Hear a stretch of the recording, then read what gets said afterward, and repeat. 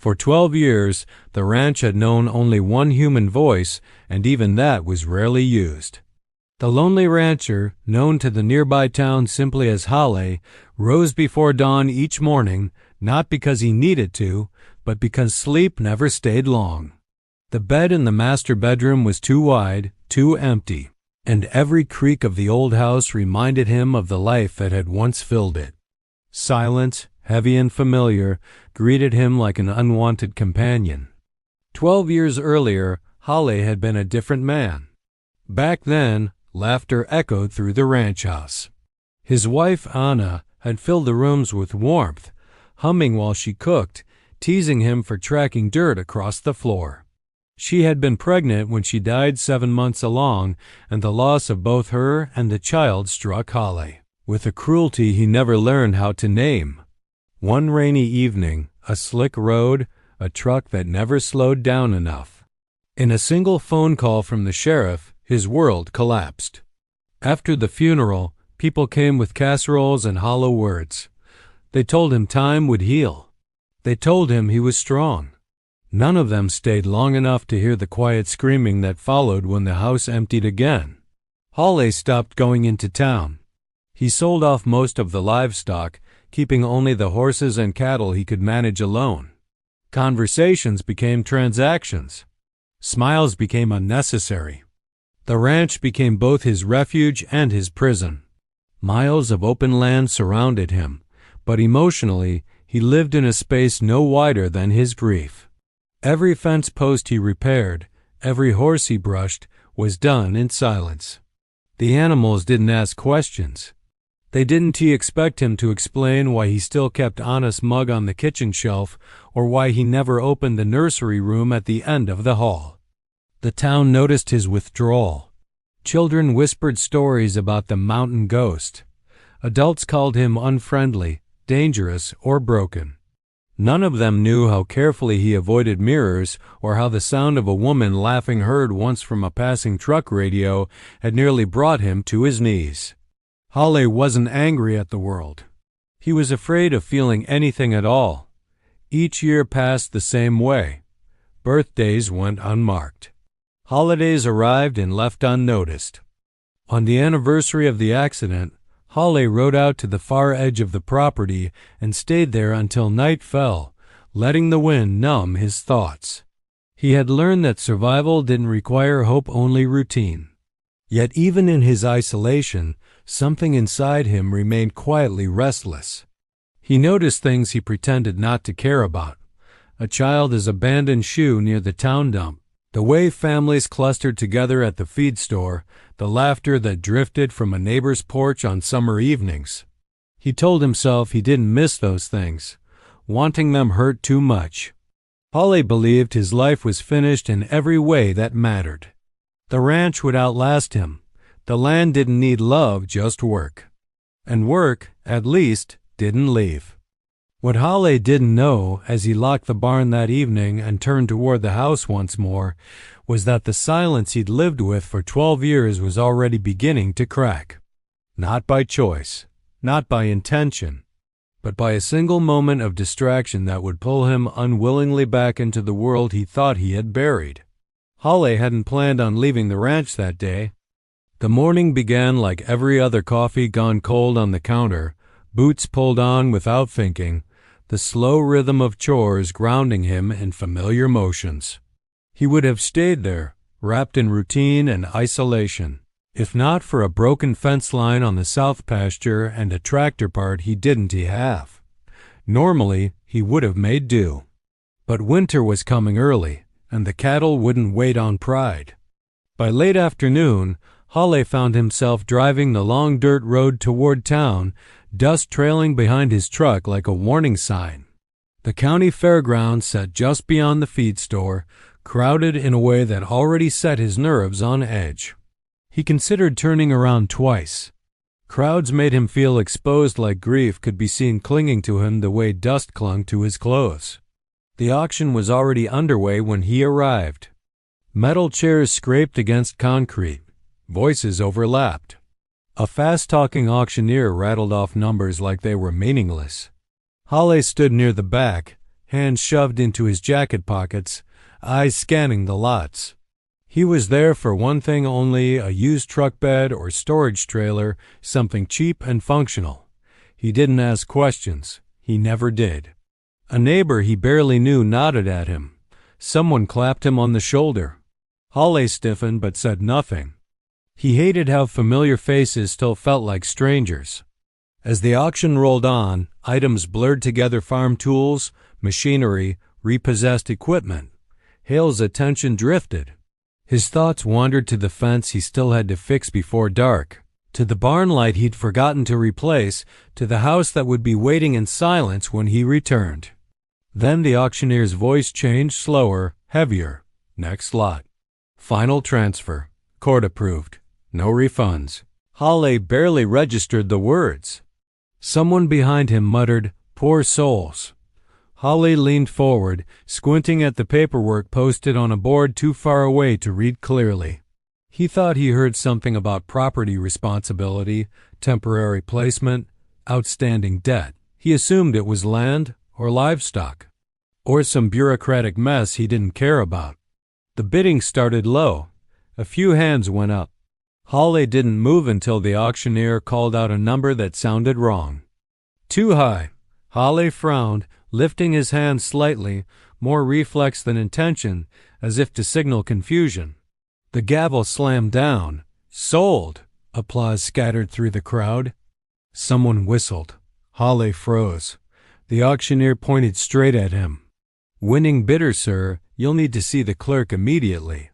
A cold unease settled in his chest. This wasn't right. At the clerk's table, papers were pushed toward him, legal documents thick with stamps and signatures. Hawley scanned them, his jaw tightening with every line. This wasn't equipment. It wasn't land. It was responsibility. A widowed woman, 4 minor children. Temporary guardianship tied to unpaid housing debts and a legal loophole that allowed placement through county. Auction, rare, controversial, binding. "There's been a mistake," Hawley said, his voice rough from disuse. The clerk didn't look surprised. "Sir, the bid is final. You can contest it later in court, but until then, you're legally responsible." Responsible. The word echoed louder than the auctioneer ever had. Hawley walked out of the fairgrounds in a daze, ignoring the stares, the whispers, the pity. He sat in his truck for a long time before starting the engine. His hands trembled not with anger, but with something closer to fear. He had spent 12 years building walls around his life. One careless moment had cracked them open. He told himself it would be temporary, a mistake, something the courts would fix. But deep down, as the truck rolled back toward the ranch, Hawley felt it, the same instinct he'd buried years ago, stirring awake. Whatever he had just won at that auction, it wasn't something he could simply return. Hawley didn't sleep that night. He sat at the small kitchen table long after midnight, the auction papers spread out in front of him like an accusation. Every few minutes, he picked one up again, rereading the same lines as if the words might rearrange themselves into something reasonable. They never did. Names, dates, legal phrases that made his chest tighten. Temporary guardianship, immediate placement, responsibility for housing, food, and safety. 4 children, a widowed mother, not equipment, not land, people. At dawn, headlights cut across the yard. Hawley stiffened, heart pounding in a way it hadn't in years. He stepped onto the porch just as an old, overloaded sedan rolled to a stop near the barn. The engine sputtered before dying completely. For a moment, nothing happened. Then the driver's door opened. The woman who stepped out looked smaller than Hawley expected, thin, tired, her coat too light for the cold. She stood there gripping the door as if bracing herself. One by one, 4 children emerged from the car. The oldest couldn't have been more than 12. The youngest clutched a stuffed rabbit with one ear missing. They didn't move toward the house. They just stood together, watching him. Hawley felt something twist painfully in his chest. He hadn't seen a family standing in his yard since the day the sheriff brought Anna's belongings home. "I'm sorry," the woman said finally, her voice barely steady. "They told us to come here." Her name was Ruth. She spoke quickly, as if afraid he'd interrupt or turn her away. Her husband had died 2 years earlier. Medical bills followed. Then eviction. Then the county stepped in. She'd fought it, she really had, but debt didn't care about effort or grief. They said it was. "Settled," she finished, eyes flicking to the children. Holly said nothing. Words felt dangerous. If he opened his mouth, he might say something he couldn't take back. The kids stared at him openly. The oldest Luke stood a little in front of the others, shoulders squared like he was ready to defend them. A girl with tangled hair pressed close to her mother's side. The smallest boy hid behind her legs. Holly noticed details he didn't want to notice: shoes too thin, coats worn at the cuffs, the way the children flinched when the wind rattled the barn door. He told himself this wasn't his problem. He'd contest it. He'd fix it later. For now, the law was clear. "Come inside," he said at last, the words rough but controlled. The house seemed to sense the intrusion. The air felt heavier as the family stepped in, eyes darting to the high ceilings and old furniture. The children moved quietly, like they were afraid of breaking something or being scolded for existing. Ruth hovered near the doorway. "We won't be any trouble," she said quickly. "We can stay out of the way. The kids can help with chores. We don't need much." Holly hated that sentence more than anything else she'd said. He assigned rooms without discussion. The children would take the spare bedrooms. Ruth could have the old guest room. The nursery door stayed closed. No one asked about it. Holly didn't offer. The day passed in strained silence. Ruth unpacked quietly. The kids sat at the table, hands folded, waiting for permission to move. Holly found himself irritated not at them, but at how deeply their presence unsettled him. At dinner, no one spoke. The sound of forks against plates echoed too loudly. When the youngest spilled his milk, he froze, eyes wide, waiting for anger. Holly surprised himself by standing up, grabbing a towel, and wiping it without a word. That night, as the house settled into unfamiliar noises, footsteps, whispers, a child crying softly in the dark, Hale lay awake staring at the ceiling. He felt invaded, trapped.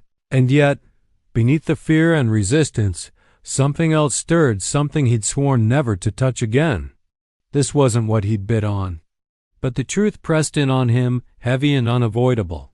For the first time in 12 years, Holly wasn't alone. And that realization scared him more than the silence ever had. That morning came too soon. Holly woke to a sound he didn't recognize at first movement. Soft footsteps above him.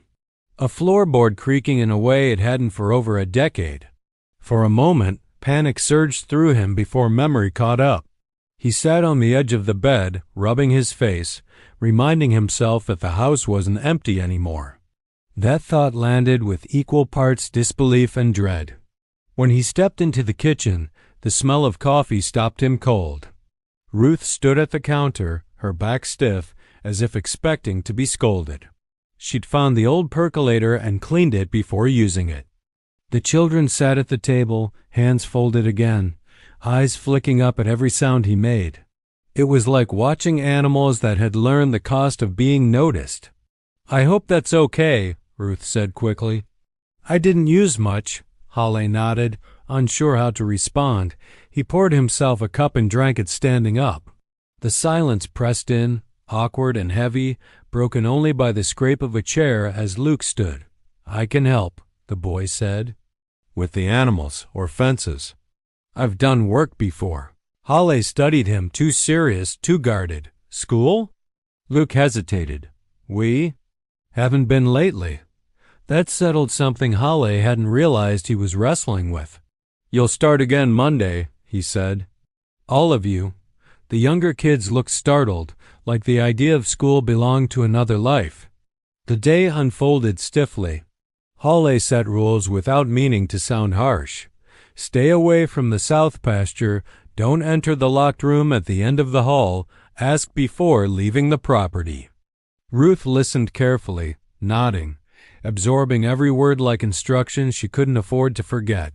Despite himself, Holly noticed how hard she tried to keep the kids quiet, to clean up after them, to erase their presence. That bothered him more than noise would have. By afternoon, the children were outside, drawn to the horses. Holly watched from a distance, heart tight, ready to intervene at the first sign of trouble. Instead, the animals remained calm. The youngest laughed when a horse snorted, the sound startlingly bright against the open land. Holly turned away quickly, unsettled by how much that laugh affected him. That evening, a truck slowed on the road.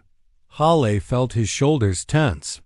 Word traveled fast in small towns. A neighbor stopped by under the pretense of returning a borrowed tool. His eyes drifted past Holly toward the house where light glowed warmly from windows long dark. "So it's true," the man said quietly. "You took them in." Holly didn't correct him. "Temporary," he said flatly. The neighbor nodded, but his expression said he didn't believe that word meant much. Inside, dinner was louder than the night before. Not loud, just alive. The youngest asked questions. The girl giggled when Hale's dog begged under the table. Holly found himself answering without thinking, explaining ranch chores, correcting table manners gently instead of sharply. Later, as Ruth tucked the children into bed, Holly stood alone in the hallway. The closed nursery door loomed at the end like a warning. He hadn't opened it in 12 years. Hearing children breathe in nearby rooms made his chest ache in a way he hadn't felt since the accident. Before turning in, Holly walked the porch, scanning the dark land as he always did. But this time, the habit felt different. Protective. 5 strangers had crossed onto his land and into his life in less than 24 hours. He told himself again that this was a mistake, that the courts would fix it. Yet, as he turned back toward the house, toward the light, the noise, the unfamiliar warmth, Hale realized something he hadn't expected. The porch didn't feel empty anymore. And for the first time since Anna died, that didn't feel entirely wrong. Holly believed rules were the only thing keeping chaos at bay. On the 3rd morning, he wrote them down on a yellowed notepad and pinned it to the corkboard by the kitchen door. Simple, practical rules. No running near the barns. No entering locked rooms. Chores assigned weekly. Meals at set times. No surprises. He told himself the list wasn't about control, it was about order. Order was safe. The children gathered around the board, reading silently. None of them complained. Luke nodded as if rules were something he understood better than comfort. The younger ones copied his seriousness, absorbing the structure like it might anchor them in place. Ruth thanked Hale again, too many times. Every thank you felt like an apology wrapped inside gratitude, and Holly didn't know what to do with that. He preferred things unspoken. Life settled into a stiff routine. Mornings were for school prep and feed buckets. Afternoons meant homework at the long dining table, supervised by Ruth while Holly worked outside. Evenings brought meals that felt more like negotiations than gatherings. Chairs scraped.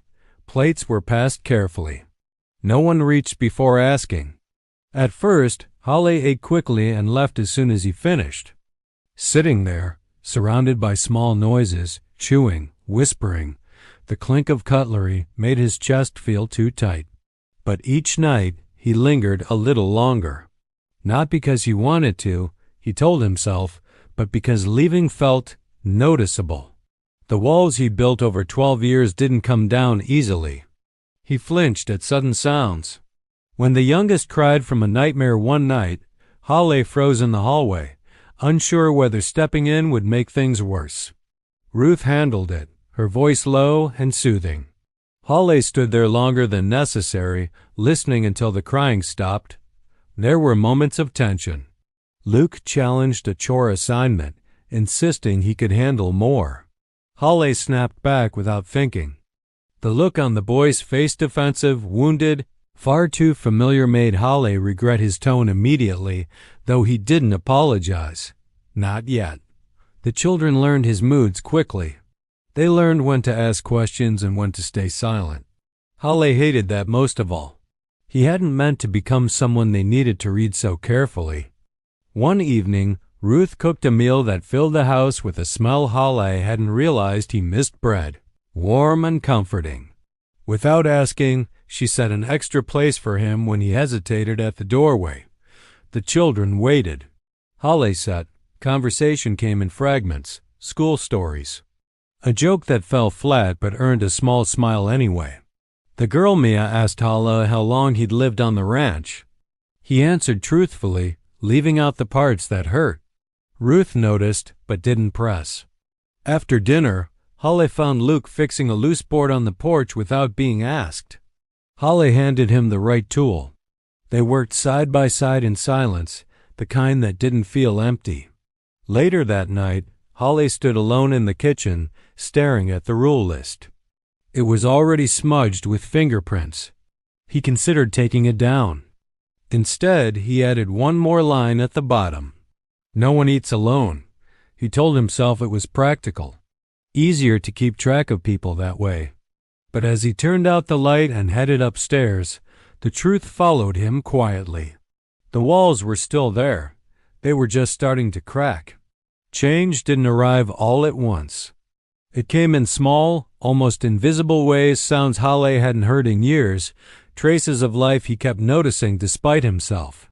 Footprints by the back door. A forgotten jacket on the fence rail. A child's laughter echoing across the pasture and disappearing into the hills. The ranch, once frozen in time, began to breathe again. The children adapted faster than Holly expected. Mornings filled with motion as backpacks were slung over shoulders and boots were pulled on in a hurry. Ruth packed lunches at the counter while keeping one eye on the clock. Holly found himself adjusting his routine around those moving chores earlier, saving quieter work for the afternoons. He told himself it was temporary. Luke took to the ranch work naturally. He listened, learned quickly, and worked harder than Holly ever asked. Holly corrected him when needed, but he also noticed himself explaining things he hadn't explained to anyone in years: how to read the weather and the clouds, how to tell when a horse was nervous, how fences failed before they ever fell. Teaching felt strange, satisfying in a way that unsettled him. The younger children brought chaos and wonder in equal measure. One afternoon, Holly found the smallest boy talking seriously to a calf, explaining his entire life story to it. Holly should have stopped him. Instead, he stood quietly, watching, something warm and unfamiliar spreading through his chest. Ruth changed too. She stopped apologizing so much. She laughed more easily. She planted flowers by the porch without asking, as if daring the land to soften along with her. Holly noticed he didn't mind. At night, the house no longer groaned with emptiness. Doors closed softly. Water ran. Someone hummed while doing dishes. Holly slept better, though dreams still came.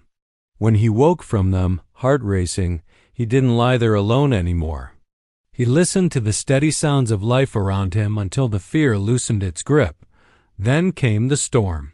A sudden, violent thunderstorm rolled in late one afternoon, splitting the sky open with sound and rain. One of the horses spooked, breaking loose from the corral. Holly ran into the downpour without thinking. Luke followed, ignoring Hale's shout to stay back.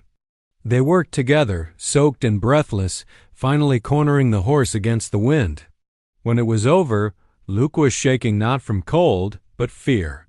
"You did good," Holly said, gripping the boy's shoulder. The words came easily, too easily. That night, the youngest refused to sleep unless Holly checked under the bed for monsters. Holly knelt, did it seriously, and declared the room safe. The child smiled and fell asleep instantly. Holly sat on the edge of the bed longer than necessary. Later, standing alone on the porch, Holly realized something that startled him more than the storm ever could. He was planning ahead again, thinking about winter coats, school schedules, repairs that mattered beyond survival. He had spent 12 years believing the ranch was just a place to endure life. Now it felt like a place to live it. The realization frightened him, because the more alive the ranch became, the more Holly understood what he stood to lose if this really was temporary. And somewhere deep inside, a truth was taking root, quiet, dangerous, and impossible to ignore. He wasn't just responsible for these people anymore. He was attached. The first letter arrived on a Monday. Holly found it mixed in with feed bills and school notices, the envelope official-looking and heavy with implication. He opened it standing at the counter, scanning the page once then again more slowly. Legal language, deadlines, a reminder that the arrangement was temporary and under review. Someone was contesting it. He folded the letter carefully and slid it into a drawer without saying a word. But trouble never stayed quiet for long. 2 days later, a truck Holly didn't recognize rolled up the drive. Dust followed it like a warning. Holly stepped onto the porch before it even stopped. Every protective instinct he hadn't known he possessed rising fast and sharp. The man who climbed out wore confidence like armor. He introduced himself as a former business partner of Ruth's late husband, claimed outstanding debts, claimed concern, claimed rights.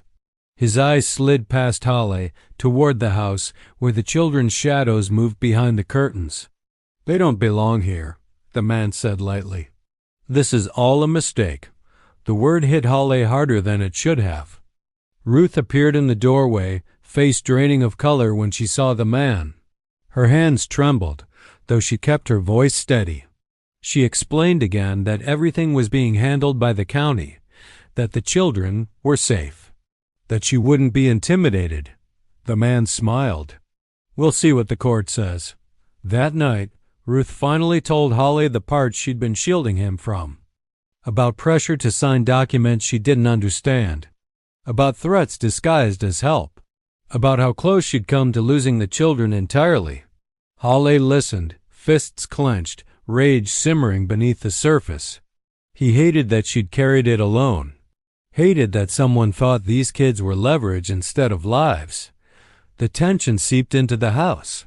Luke grew watchful. The younger children clung closer. One asked quietly if they were going to have to leave again. Holly didn't answer right away. He called a lawyer the next morning. The lawyer was blunt.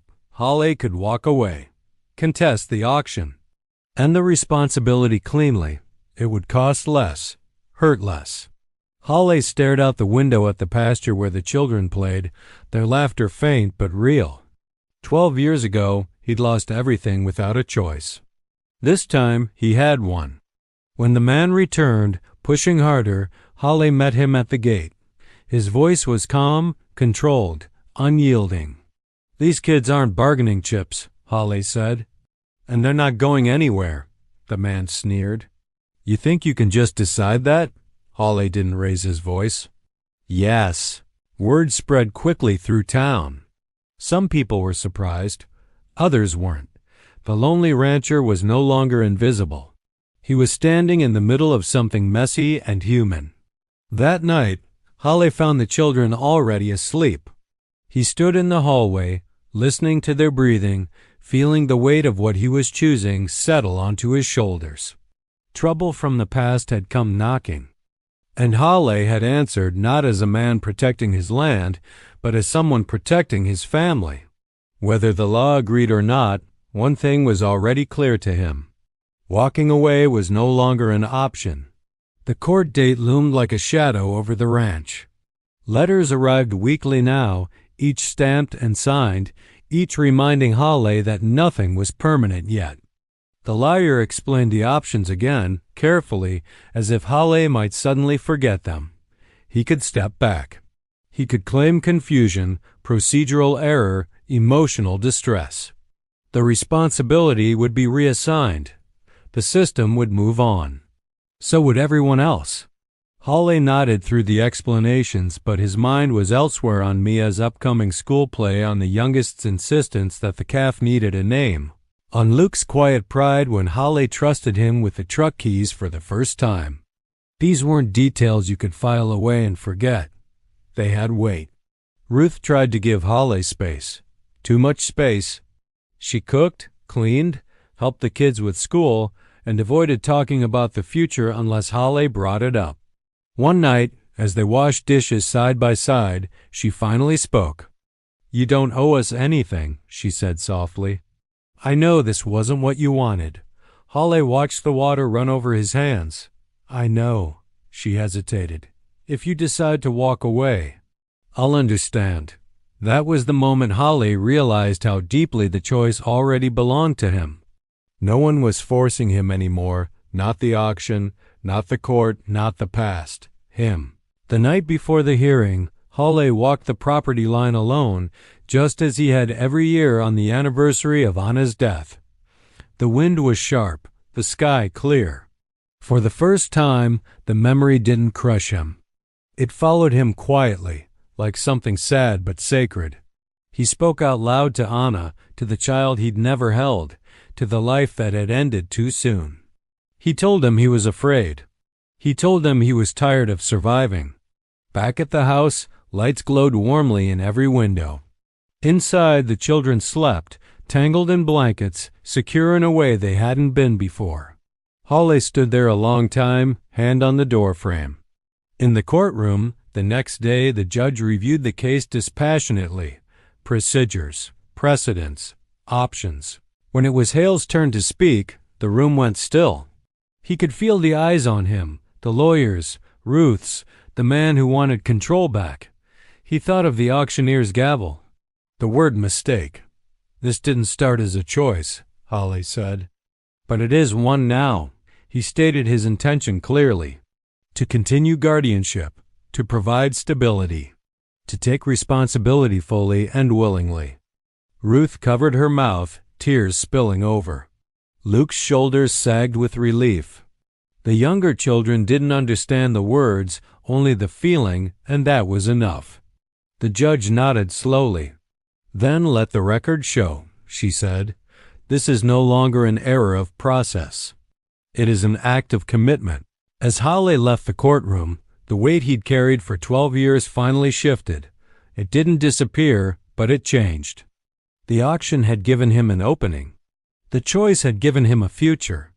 And for the first time since loss had defined him, Holly stepped forward not by accident, but by intention. Returning from the courthouse, Holly felt the ranch in a new way. The wide fields no longer seemed empty. They were full of movement, noise, and life that he now recognized as his own. For 12 years he had lived in a world where grief and silence ruled every step. Now, that silence was replaced by laughter, chatter, and the occasional clamor of disagreement. And for the first time, he welcomed it. Word spread quickly through the small town. People who had once whispered behind their hands now watched curiously, some skeptical, others impressed. Holly, the reclusive rancher, had chosen to claim responsibility not just legally, but openly, with heart and conviction. He faced neighbors, officials, and acquaintances alike with a quiet strength that surprised even himself. At the ranch, life had already begun to feel ordinary again, but in the best possible sense. Breakfasts became lively events. The children bickered over who fed the horses, who carried water to the barn, and whose turn it was to help Ruth in the kitchen. Luke, once silent and cautious, began sharing his own ideas for chores and projects around the property. The youngest child, once timid and fearful, ran freely among the pastures, his laughter carrying across the hills. Holly found himself pausing to watch, a strange warmth spreading through him as he realized the house had finally become a home. There were small but meaningful acts of acknowledgement between them. A shared look over a fence as the sun rose, a hand on a shoulder in the kitchen, a quiet nod across the living room. The walls that had once confined him now framed a family that was taking shape not by blood alone, but by choice and care. Holly understood, perhaps for the first time, that family was not something that could be planned or predicted. It was something to be nurtured. The children began to let their guard down. They asked questions freely, told stories of their past, and learned to trust the man who had initially seemed so stern, distant, and unyielding. Ruth, too, started to relax. She laughed more often, shared memories of her late husband, and accepted help without the constant worry of judgment or criticism. Together, they were navigating the fragile territory of a new life, and slowly the threads of love and trust wove themselves into a pattern that held. One evening, as the sky turned pink and gold, Halle found himself standing outside the barn, watching the children play tag among the horses. Ruth approached quietly, leaning against the post beside him. They exchanged no words at first, only a glance that carried understanding. This was more than a temporary arrangement. This was family, and it was real. Halle realized that claiming them publicly, in the eyes of the law and the town, was not the final act. The real commitment was here, in the everyday moments, the scraped knees, the laughter, the shared chores, the small victories, the bedtime stories, and even the arguments that came with learning to live together. It was messy, imperfect, and alive. Exactly what family should be. As night fell, the ranch settled into a comfortable hum. Halle, once alone for 12 years, no longer felt the oppressive weight of silence. For the first time in over a decade, he felt a deep, steady certainty. He was not just a guardian, not just a caretaker, but a father figure. And the family that had come to him by accident, through a legal twist, a mistaken bid, and unexpected arrival, was now his chosen family, inseparable, steadfast, and whole. Months passed, and the ranch transformed. Where once there had been only wind whispering across empty fields, now there was the sound of life in constant motion. The laughter of children echoing through the barns, the clatter of hooves on the fences, the chatter of school stories around the kitchen table.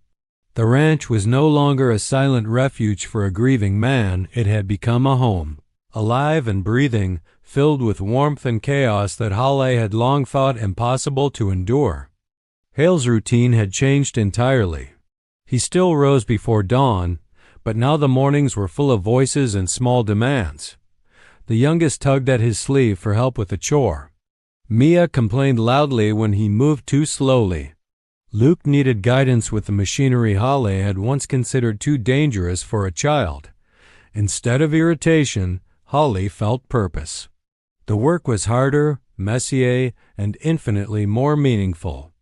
Every fence mended, every horse brushed, every meal prepared and shared became part of a life worth living. Ruth flourished too. She had rebuilt her confidence, running the household efficiently while giving Halle the space to take the lead with the ranch chores. The children thrived under the structure Halle provided, balanced by the warmth Ruth offered. Slowly, trust deepened into love. Though Halle never forced words for what he felt, he allowed actions to speak, repairing a broken toy, making room for the children at the table, staying up through storms until the horses were safe.